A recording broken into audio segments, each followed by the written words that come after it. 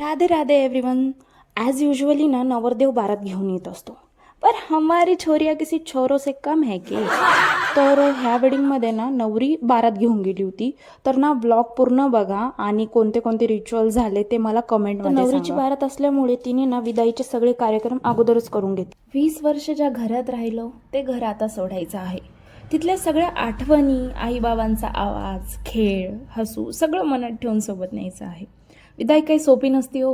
मुलीला आपलं घर सोडून दुसऱ्याच्या घरी जावं आणि तिथल्या प्रत्येक व्यक्तीला आपलं समजून चालावं लागतं आणि मुलीचा नवीन प्रवास इथून चालू होतो। चला आता आम्ही पोहोचलो आमच्या वेडिंग व्हेन्यूला। तिथे गेल्यावर नवरदेवच्या घरच्यांनी सगळ्यांचं वेलकम केलं। त्यानंतर आम्हाला मेकअपसाठी रूम दाखवल्या गेली आणि नवरी थोडीशी टायर्ड झालेली होती ट्रॅव्हलिंगमुळे, म्हणून मी तिला जेवायला आणून दिलं।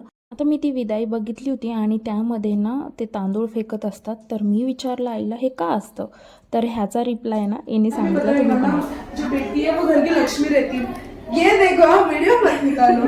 तो वो जो बेटी लक्ष्मी रहती ना, तो लक्ष्मी अगर घर के बाहर गई तो फिर अपने घर पे लक्ष्मी आ सकती करके जो चावल रहते ना, चावल ऐसे फेंकते रहते कि अपनी बेटी बाहर घर के बाहर मतलब पढ़ाई होने के बाद में भी अपने घर में लक्ष्मी छोड़ के जा रही, लक्ष्मी छोड़ के जा रही, मतलब विदाई होने के बाद भी अपने यहाँ लक्ष्मी मला हे अगोदरपासून माहिती होतं का, मला कमेंटमध्ये सांगा। आता तुम्ही विचारणार हे काय आहे, तर हे त्यांचे रीतिरिवाज होते, काय होते आय डोंट नो, बट जेव्हा मी तिला विचारलं ना तर तिने सांगितलं की आमचे देवांना लग्नाच्या वेळेस बांधून टाकतात आणि जेव्हा विदाई होत असते का तेव्हा नवरदेव ना त्या देवांना ओपन करत असतो।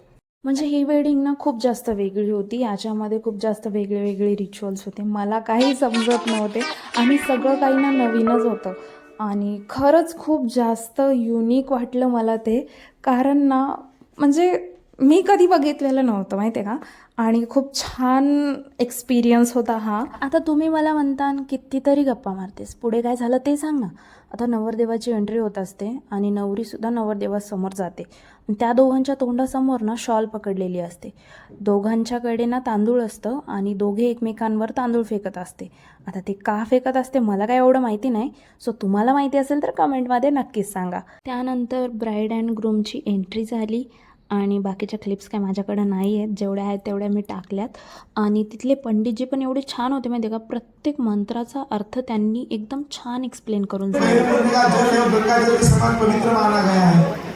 तो जो बेटा आदि होता है वो अपने माँ बाप का नाम रोशन करता है, लेकिन कन्यादान करते समय में अभी आपने ऐसे बोले आपके परदादा का नाम, दादाजी का नाम, आपका नाम, काश्यप गोत्र में उत्पन्न हुई वाली आपके। तर नॉर्मली वेडिंग्समध्ये कसं असतं, पंडित जे असतात ना ते एवढ्या फास्ट मंत्र बोलतात ना आपल्याला काही कळत सुद्धा नाही बरं का।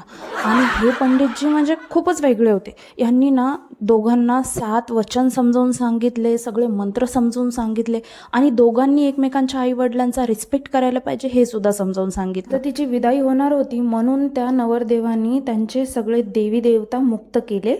नंतर ना तिचा विदाईचा टाईम चालू झाला आणि खूप जास्त इमोशनल सीन होता, त्यामुळे मी काय फोन काढून व्हिडिओ जास्त घेतले नाही, हाच एक घेतलेला आहे।